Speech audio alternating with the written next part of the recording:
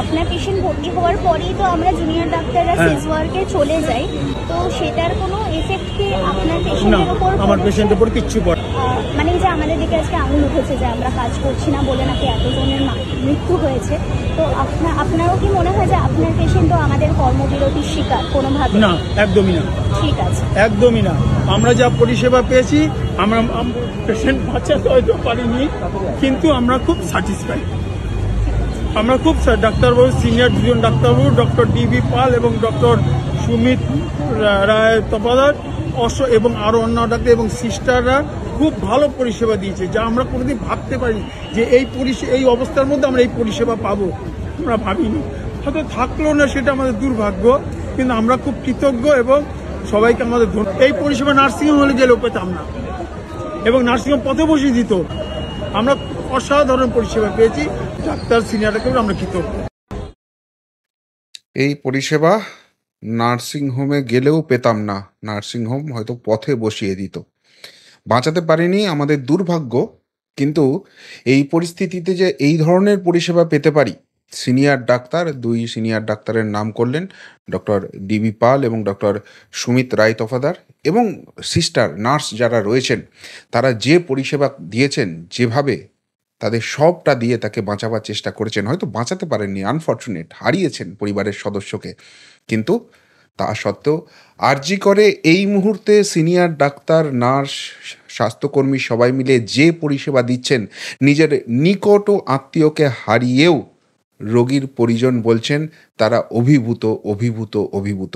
তাহলে যে মিথ্যাচারটা, নির্লজ্জ নির্মম মিথ্যাচারটা শাসক দল চালিয়ে যাচ্ছে নিজেদের গদি বাঁচাবার জন্য, যেভাবে আরজি করের ডাক্তারবাবুদের, আন্দোলনরত ডাক্তারদের ভিলেন বানাবার চেষ্টা করছেন, সেটা যে কত বড় কনস্পিরেসি, কত বড় রাজনৈতিক ষড়যন্ত্র, সেই সত্য ফাঁস হয়ে গেল।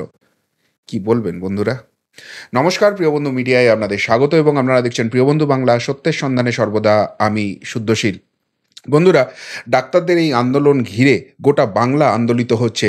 আমাদের বোন, আমাদের অভয়ার জাস্টিস আমাদের চাই, এবং ডাক্তারবাবুরা যেভাবে মেরুদণ্ড সোজা রেখে এই আন্দোলন চালিয়ে যাচ্ছেন, তাতে বাংলার সমস্ত শুভবুদ্ধি সম্পন্ন মানুষ তার সঙ্গে আছে।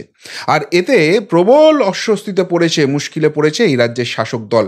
কেননা তাদের অঙ্গুলি হেলনে, তাদের অনুপ্রেরণায় গোটা রাজ্য জুড়ে স্বাস্থ্য ব্যবস্থা ভঙ্গুর হয়ে গেছে। অন্য সমস্ত ডিপার্টমেন্টের মতো এই স্বাস্থ্য ভবনেও দুর্নীতির আখড়া হয়েছে, এবং সেখানে স্বাস্থ্য ব্যবস্থাকে তিলে তিলে শেষ করে সাধারণ মানুষের জীবন নিয়ে ছিনিমিনি খেলে প্রত্যেক দিন, প্রতি মুহূর্তে কোটি কোটি টাকার দুর্নীতি চলছে।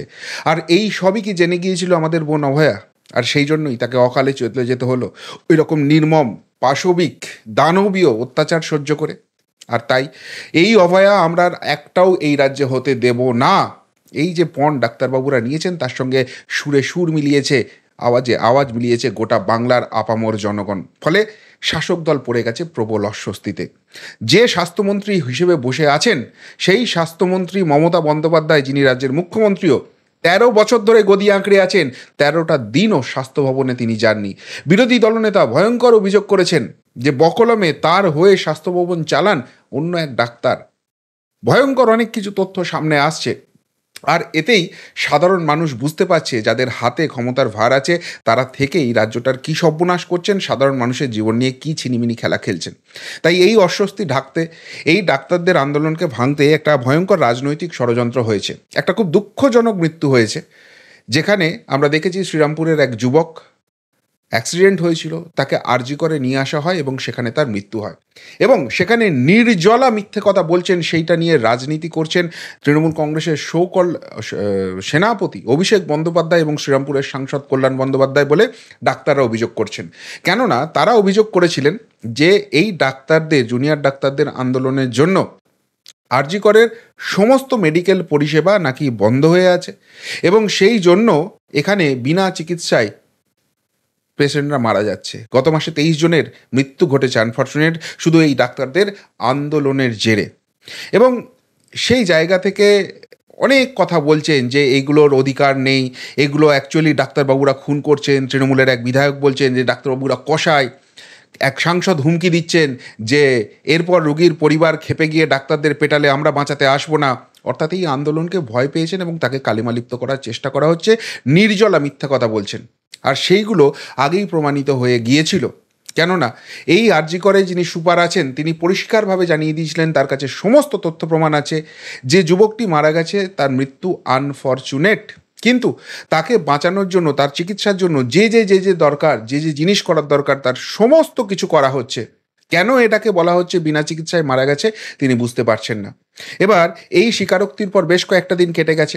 যদি আরজি করে সুপার সপ্তর্ষি চট্টোপাধ্যায় তিনি যদি এটা নিয়ে মিথ্যাচার করে থাকতেন, মমতা পুলিশ তো এখন ফেক নিউজ দাঁড়িয়ে ধরতে একদম ব্যস্ত হয়ে উঠেছে এবং তিনি সরাসরি অভিষেক বন্দ্যোপাধ্যায় এবং কল্যাণ বন্দ্যোপাধ্যায়কে মিথ্যাবাদী বলে দিচ্ছেন, ফেক নিউজ ছড়ানোর লোক বলে দিচ্ছেন। কেননা তার ভার্সন যদি সত্যি হয় অভিষেক বন্দ্যোপাধ্যায় এবং কল্যাণ বন্দ্যোপাধ্যায় মিথ্যাচার করছেন, তাহলে মমতা পুলিশ এখনও সপ্তর্ষি চট্টোপাধ্যায়কে গ্রেপ্তার করেনি কেন, তদন্তের আওতায় নিয়ে আসেনি কেন?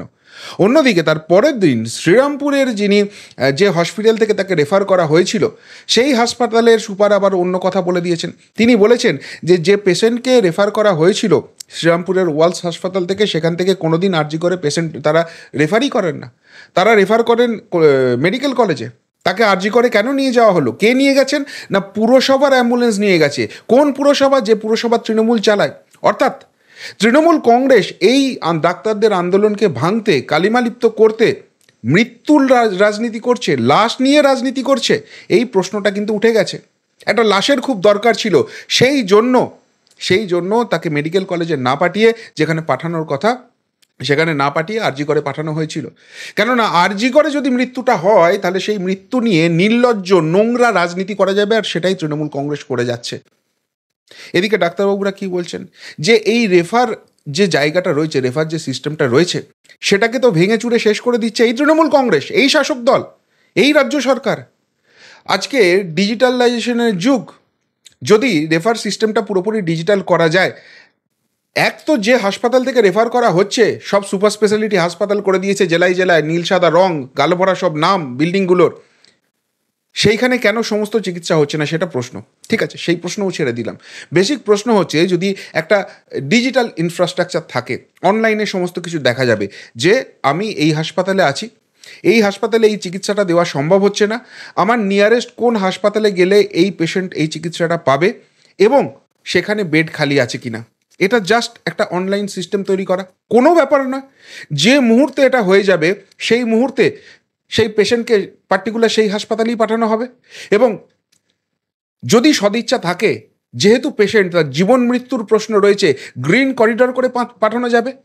সেই হাসপাতালের ডাক্তারকে আগে থেকেই কন্ট্যাক্ট করে বলা যাবে যে দেখো এরকম একটা ক্রিটিক্যাল পেশেন্ট তোমাদের কাছে যাচ্ছে, একে তোমার এই ট্রিটমেন্ট করতে হবে, আমরা এখনো অবধি এই জিনিস করে রেখেছি, তোমরা গিয়ে এই জিনিসটা করো, একে বাঁচানো যাবে। সেই পেশেন্টটা বাঁচবে কি বাঁচবে না? যদি বাংলার মানুষকে নিয়ে এরা সামান্যতম ভাবিত হতো, বাংলার মানুষকে যদি এরা সামান্যতম কেয়ার করতো, তাহলে কি এই সিস্টেমটা তৈরি করতে পারতো না এই 13 বছরে? দুনিয়া আজকে কোথায় চলে গেছে? কি না ঢপের চপ একটা স্বাস্থ্যসাথী কার্ড করে রেখে দিয়েছে, যে স্বাস্থ্যসাথী কার্ডে কোনো নার্সিংহোমে ট্রিটমেন্ট হয় না। আমার নিজের এক্সপিরিয়েন্স আছে, আমি পেশেন্ট নিয়ে গেছি, নার্সিংহোম আমাকে জিজ্ঞেস করেছে আপনারা পেশেন্টকে বাঁচাতে চান না টাকা বাঁচাতে চান? যদি টাকা বাঁচাতে চান স্বাস্থ্যসাথী কার্ডে আমরা ট্রিটমেন্ট করে দেবো, কিন্তু সেই ট্রিটমেন্ট যত টাকা ওখানে আছে সেই ট্রিটমেন্টটাই হবে, তাতে আপনার পেশেন্ট বাঁচবে কিনা আমরা অ্যাসিওর করতে পারছি না, কারণ যে টাকাটা অ্যালোকেট হয়ে আছে সেই টাকায় ওই ট্রিটমেন্ট হওয়া সম্ভব নয়। আর যদি বলেন যে না টাকাটা আমার প্রায়োরিটি নয়, আমাকে পেশেন্টকেই বাঁচাতে হবে, স্বাস্থ্যসাথী কার্ড সাইডে সরিয়ে রাখুন।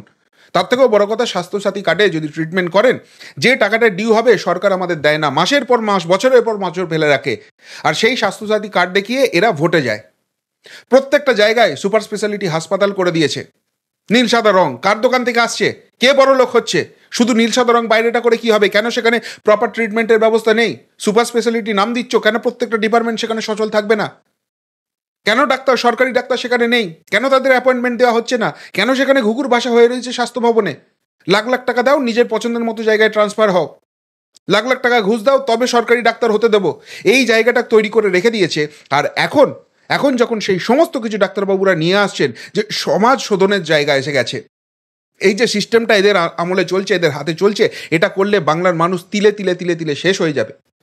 বাংলার স্বাস্থ্য ব্যবস্থাকে নিয়ে ছিনিমিনি খেলা চলছে, বাংলার মানুষের এদের কাছে কোনো দাম নেই। তার একটা বড় উদাহরণ আপনাদের দেখিয়েছিলাম যেদিনকে নবান্ন অভিযান হয়েছিল।